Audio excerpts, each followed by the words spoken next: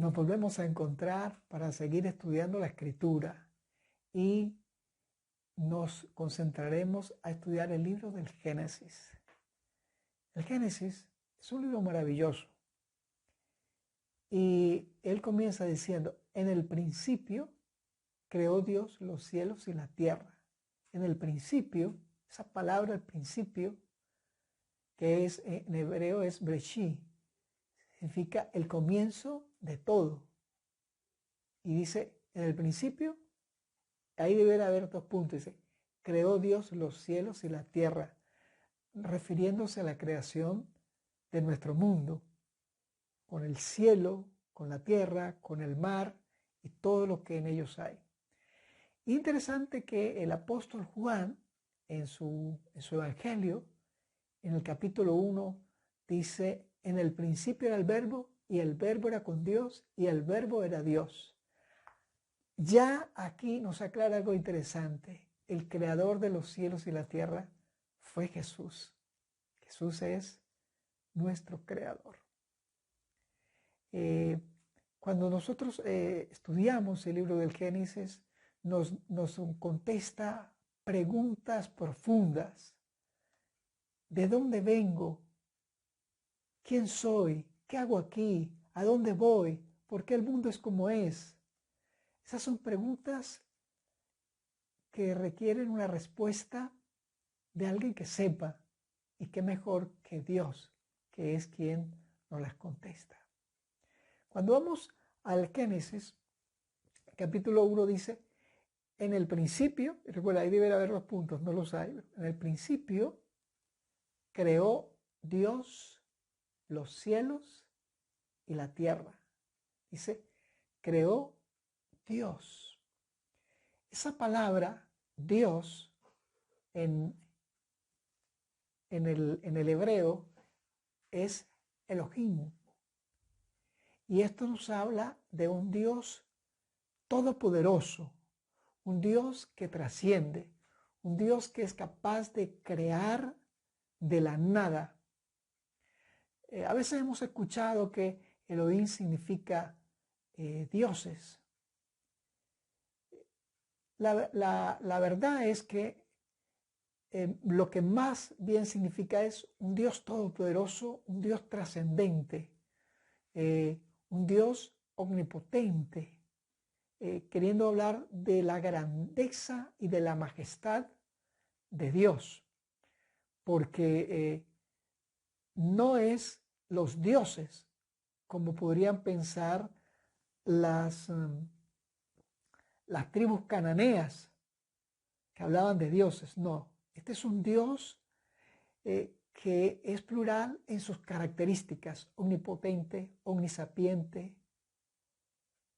¿sí? Omnisciente. Esa es la idea básica. Pero aquí algo interesante es ver la grandeza de Dios. Y cuando dice, en el principio creó Dios los cielos y la tierra, nos hace ver el poder de Dios.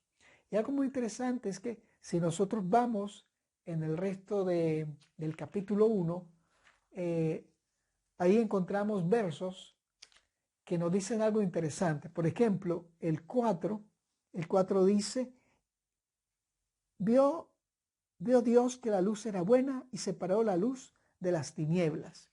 Y en el 10 también dice, Dios vio que era bueno.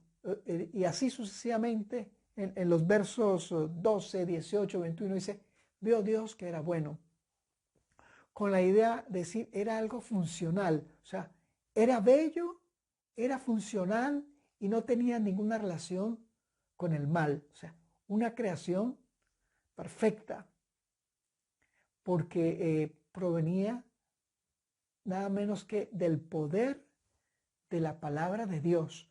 Entonces, Dios cuando hace todo el planeta Tierra en esos 6 días, todo lo hace con el objetivo de crear un ambiente ideal para crear al ser humano. Así que Dios creó la luz, luego hizo la tierra, luego hizo la atmósfera, luego habría de hacer todo lo demás, los animales, los peces, las aves, los animales de la tierra, también haría las plantas. Y cuando tú estés comiendo, cuando tú te comes un mango, cuando te comes una manzana, te comes una pera, tienes que hacerte una pregunta. ¿En qué estaría pensando Dios cuando hizo esto? ¿Saben qué estaba pensando? En la felicidad de sus hijos. Cuando ves un colibrí, y vamos a poner un pequeño video de un colibrí que lo filmamos con mi esposa en el jardincito de la casa.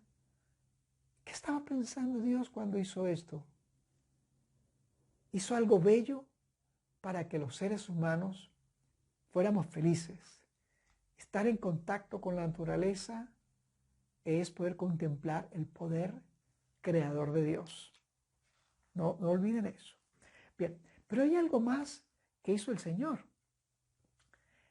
Y lo encontramos allí en Génesis, el capítulo 2, los versos 2 y 3. Dice así: el séptimo día concluyó Dios la obra que hizo y reposó el séptimo día de todo cuanto había hecho. Y el 3 dice: entonces bendijo Dios el séptimo día y lo santificó, porque en él reposó de toda la obra que había hecho en la creación. Dios fue quien ideó el sábado y lo colocó exactamente al principio de la creación.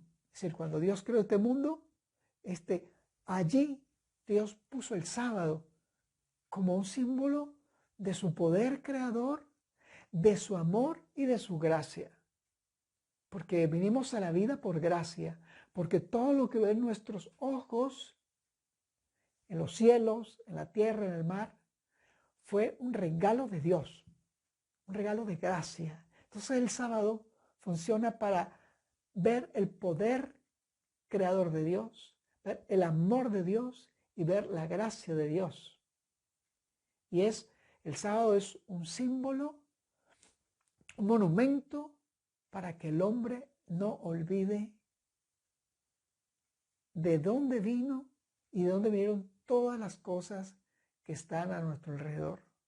Si la humanidad siempre hubiese tenido en cuenta esto de que Dios tomó el sábado y lo bendijo y lo santificó y además lo reposó para estar en compañía de los seres humanos, si siempre hubiésemos hecho, a nadie se le hubiese ocurrido pensar en que el hombre desciende del mono. A nadie se le hubiese ocurrido pensar en la teoría de la evolución.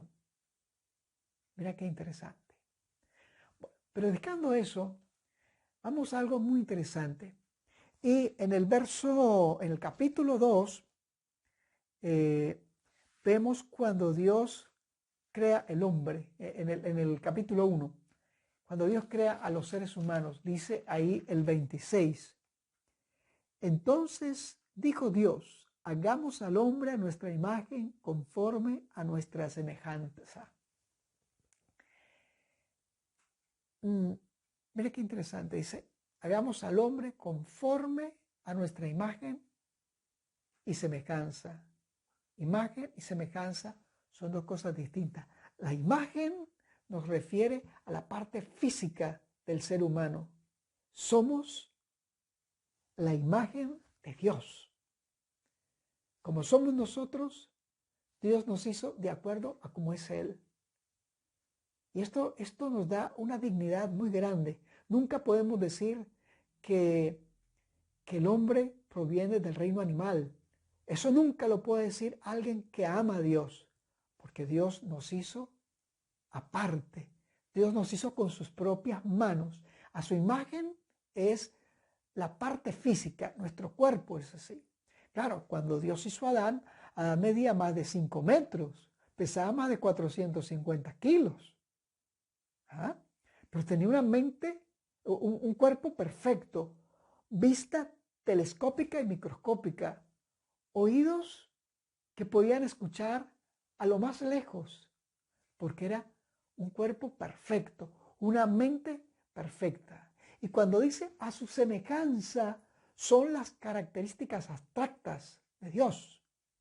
Y ahí está el amor, la bondad.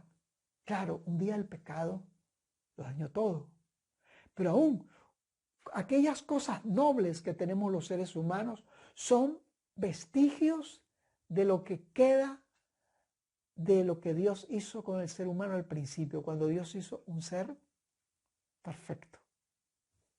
Tengamos eso presente. Y esto aquí nos da algo interesante, un sentido de dignidad, porque fue hecho por Dios. No vine de la nada, no vine del azar, ni tampoco voy a la destrucción.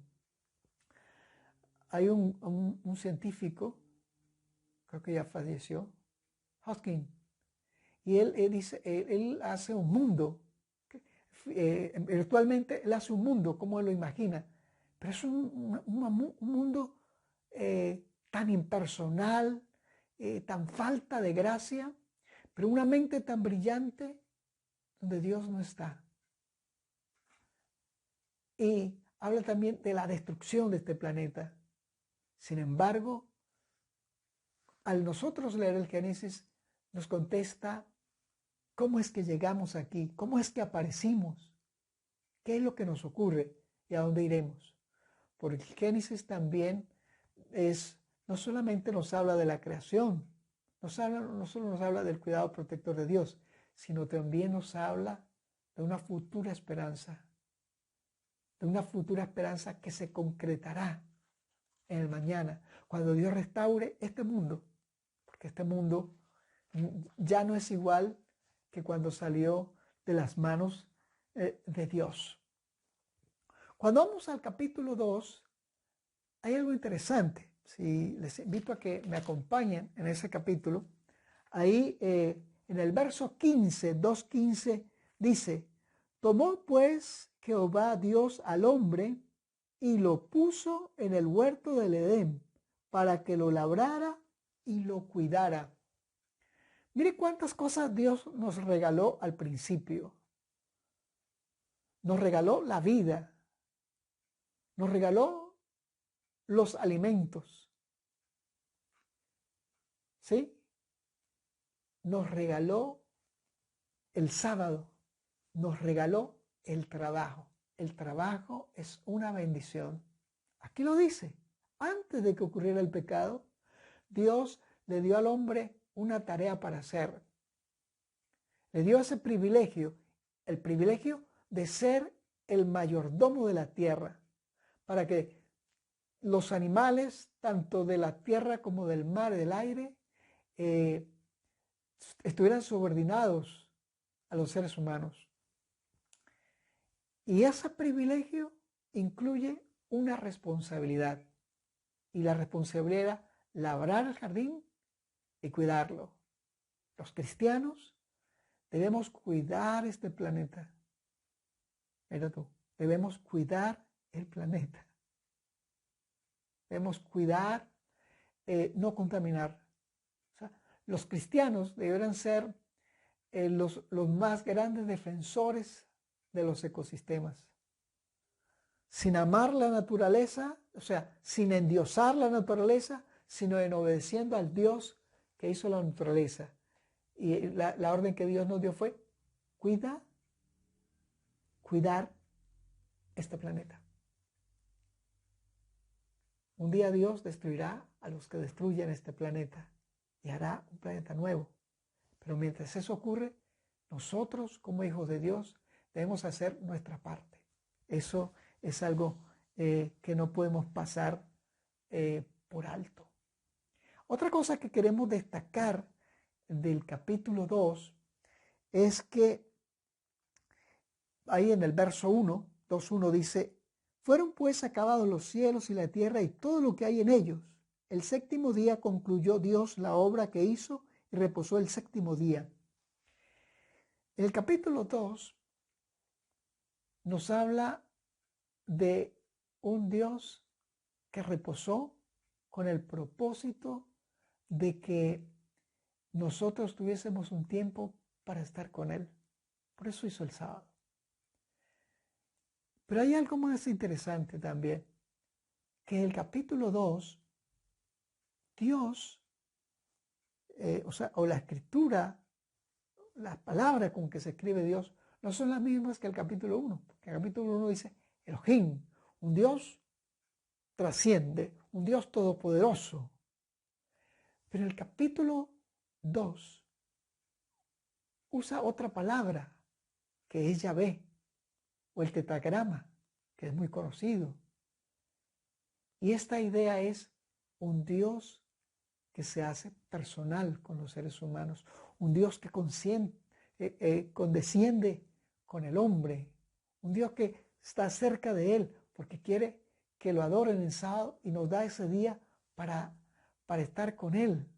Dios lo reposa para estar con nosotros en comunión.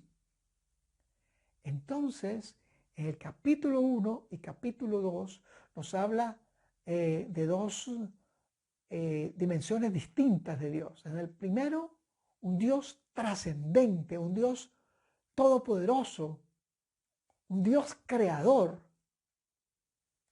Pero en el 2, un Dios que es nuestro Padre, un Dios que se acerca a nosotros, un Dios inmanente. Y es necesario que nosotros hagamos un equilibrio entre estas dos características de Dios.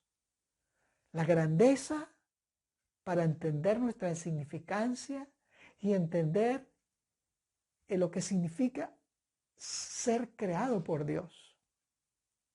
Y la otra, un Dios personal, que es un Dios que se acerca, que es un Dios que nos ama. Una para que no olvidemos su grandeza, y la otra para saber que es un Dios de amor. Una para que no nos vayamos al extremo, o sea, si dijéramos, bueno, sí, Dios es amor y paz, y pudiésemos hasta ser irreverentes con Dios. Por eso es necesario ver la grandeza de Dios y siempre tener un equilibrio, para no temerle a Dios, sino amarle, reverenciarle. Y la otra, para no ser un Dios familiar que en vez de que sea una bendición para nosotros, nuestra actitud nos haga ver, nos haga creer que yo puedo tratar a Dios como un cualquiera. No. Así que ese es el equilibrio. Un Dios trascendente y un Dios inmanente. Un Dios para reverenciar y un Dios para acercarnos a Él, para agradecer que nos ha creado, para agradecer que nos ha dado los medios para sostenernos. La tierra produce para el mundo entero. Aunque nos sorprende que Jesús haya hecho el milagro de los panes y los peces, que alimentó a más de 5,000 personas, sin contar las mujeres y los niños. Pero ese milagro es insignificante con lo que Dios hace cada día, que hace que el planeta produzca alimento para todas sus criaturas, tanto los seres humanos que fueron hechos a su imagen, como las criaturas animales. Dios cuida de todos. Un Dios poderoso y un Dios personal. Querido amigo, querido hermano, que al nosotros inmiscuirnos, o mejor dicho, sumergirnos en el estudio del Génesis, podamos ver a un Dios que nos ama, que ha decidido salvar este planeta con su poder, pero también con su amor. Si Dios lo permite, nos veremos la próxima semana y le invito para que en este momento oremos. Padre que estás en los cielos, gracias porque eres el único Dios verdadero, el Dios todopoderoso, el Dios que creó este planeta, la tierra, el mar, el cielo, creó los animales y nos creó a nosotros a su imagen para mostrarnos la extensión de su amor. Querido Jesús, aquí estamos para decirte gracias. Toma nuestros corazones y ayúdanos a disfrutarte, porque eres el Dios Todopoderoso, pero también el Dios de amor. En tu nombre, querido Jesús. Amén.